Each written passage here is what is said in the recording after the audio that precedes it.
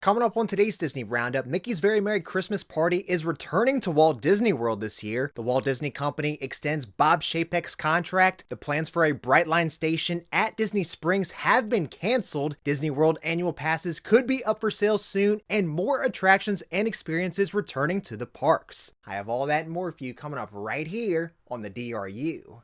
To infinity and beyond!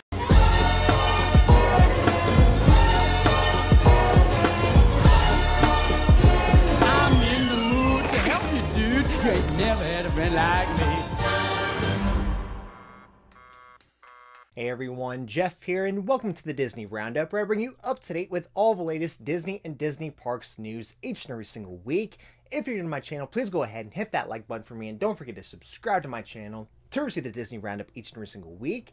Starting with parks news this week, as I predicted last week, Disney announced that Mickey's Very Merry Christmas Party will be returning to Magic Kingdom this year, along with other upcoming holiday festivities. Mickey's Very Merry Christmas Party returns this year and takes place select nights starting November 8th through December 22nd from 7 p.m. to midnight. Festivities will include cookie and hot cocoa locations throughout the park, Mickey's Most Merriest Celebration stage show, special themed ride overlays, along with Mickey's Once Upon a Christmas Time parade and Minnie's Wonderful Christmas Time fireworks. Mickey's Very Merry Christmas Party tickets will grant admission to Magic Kingdom as early as 4 p.m. without the need for a park ticket or Disney Park Pass reservation. Ticket costs go as low as $149 through mid-November and go as high as $199 if you wish to attend those last few parties the week of Christmas. Tickets for the party will go on sale to the general public beginning July 7th. However, guests staying at Walt Disney World Resort hotels can begin purchasing tickets as early as June 30th.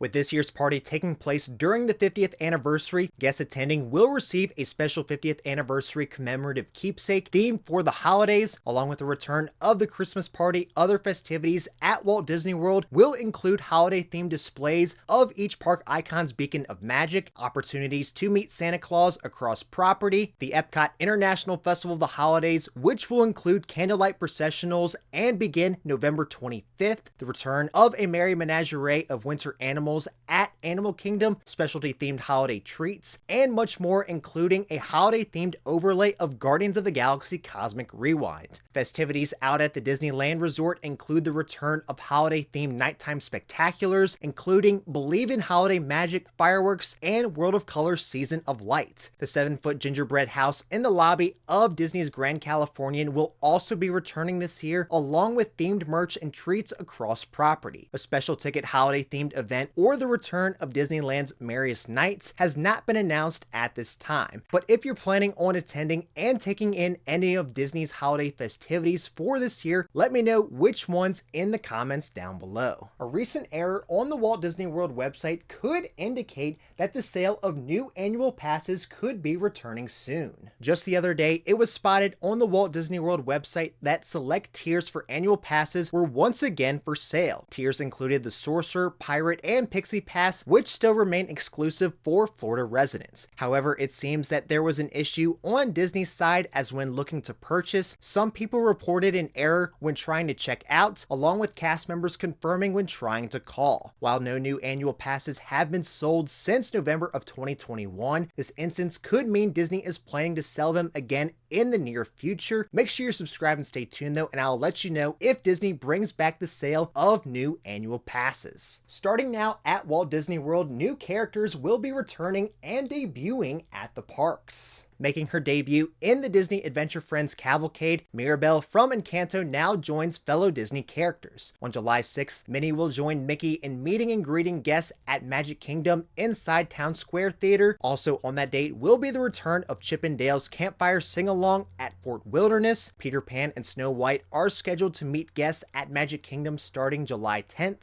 And at Hollywood Studios, Star Wars Launch Bay returns July 17th with Chewbacca, BB-8, and Darth Vader. Disney also says more characters including Aladdin, Jasmine, Merida, Pooh, Tigger, and Storybook Circus pals like the Great Goofini in Pete's Silly Sideshow, Toys in Toy Story Land, and Donald Duck and his friends at Donald's Dino Bash will also be returning in the future. Guests visiting Magic Kingdom this summer, be aware that Disney will do 2 showings of Disney Enchantment on select nights. Now showing on the Walt Disney World website, select nights this summer at Magic Kingdom will have 2 showings of Disney Enchantment. Dates for this are July 14th to the 24th with showtimes of 9:20 and 11 p.m. Reasons for this are uncertain, but assuming since Disney can plan well in advance with the Park Pass reservation system, my guess is higher than normal crowds are expected for these days. Disney also just recently extended park hours, so Magic Kingdom will be closing at 11 p.m. once the second showing of Enchantment begins. Previously said to return later this year, Disney has announced an official return date for Bibbidi Bobbidi Boutique. Bibbidi Bobbidi Boutique will soon welcome young guests once again for royal transformations at both Magic Kingdom at Walt Disney World and Disneyland Park at Disneyland Resorts on August 25th. Fairy Godmother's apprentices will transform guests ages 3 to 12 into some of their favorite Disney characters with hairstyling, makeup, costumes, and accessories. In addition, the reopening will have even more options to choose from. Bibbidi Bobbidi Boutique locations at the Grand Floridian and Disney Springs will reopen at a later date. Next month, guests will once again be able to go underwater with Nemo and friends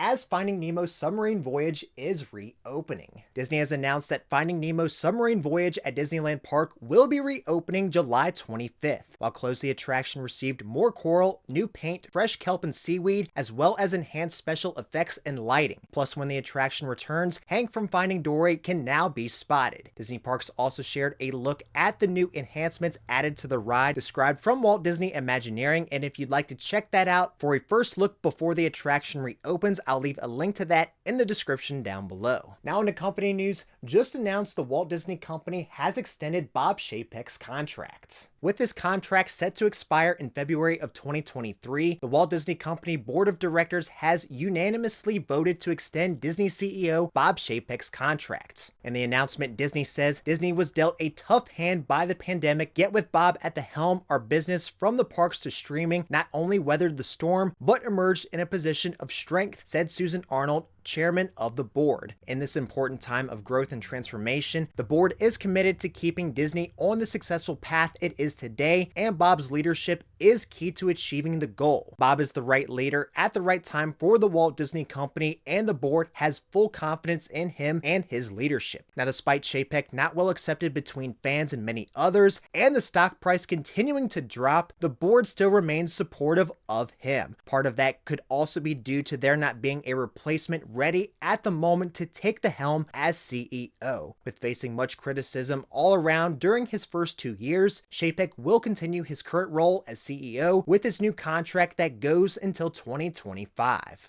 Announced to debut on Disney Plus this fall, the first teaser trailer has been released for Hocus Pocus 2. It's been 29 years since someone lit the black flame candle and resurrected the 17th century sisters, and they are looking for revenge. Now it's up to the 3 high school students to stop the ravenous witches from wreaking a new kind of havoc on Salem before the dawn on All Hallows Eve. Bette Midler, Sarah Jessica Parker, and Kathy Najimy reunite for the sequel, which brings back the delightfully wicked Sanderson sisters for more comedic mayhem. Hocus Pocus 2 premieres on Disney Plus September 30th, and if you'd like to watch the full teaser trailer, I'll leave a link to that in the description down below. Coming this holiday season, Disney has shared a first look at the Santa Claus series coming to Disney Plus. In the series, Tim Allen and Elizabeth Mitchell will reprise their roles as Santa Claus and Mrs. Claus. The Santa Clauses is set sometime after the events of the Santa Claus 3, The Escape Clause, and picks up with Scott Calvin on the brink of his 65th birthday. Realizing he can't be Santa forever, as he suddenly starts to lose his Santa magic, he sets out to find a suitable replacement Santa while preparing his family for a new adventure in a life south of the North Pole. A premiere date for the series has not been announced at this time, but Disney says it will soon be streaming on Disney Plus. Now, on Outside the Parks news, originally planned to come to Disney Springs, the plans of a Brightline train station coming to Disney's shopping district have been canceled. According to an article from the Orlando Business Journal, Disney confirmed that they have canceled the plans for the station in Disney Springs. This is said to be due to a route configuration not supported from Orlando International Airport to Disney Springs. With this project now being canceled and Disney's Magical Express ending at the start of this year, guests flying in will need to continue to provide their own transportation to and from the airport for the foreseeable future. Officially opening last week, new villas are now available at the Grand Floridian. Last week, Disney Vacation Club opened more than 200 new resort studios, providing more opportunity for DVC members. In addition to the expansion, new enhancements have been made to existing villas. The new resort studio features 2 queen-size beds and a day bed, welcoming up to 5 guests. Deluxe Studios features a kitchenette and sleep up to 5 guests. 1 and 2 bedroom villas include kitchens and large living areas featuring the comforts of home. 3-bedroom grand villas sleep up to 12 guests. If you'd like more details on the villas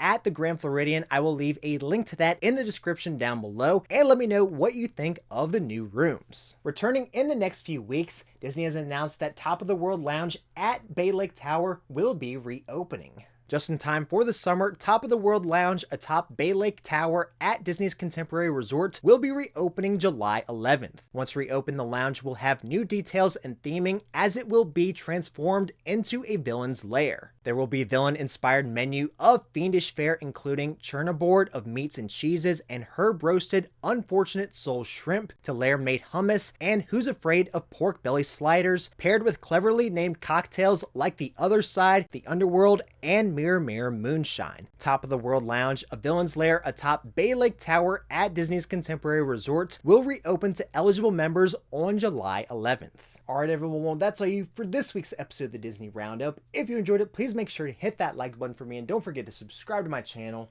to receive the Disney Roundup each and every single week. That's all you for this week, and until next time, we'll see you on the DRU.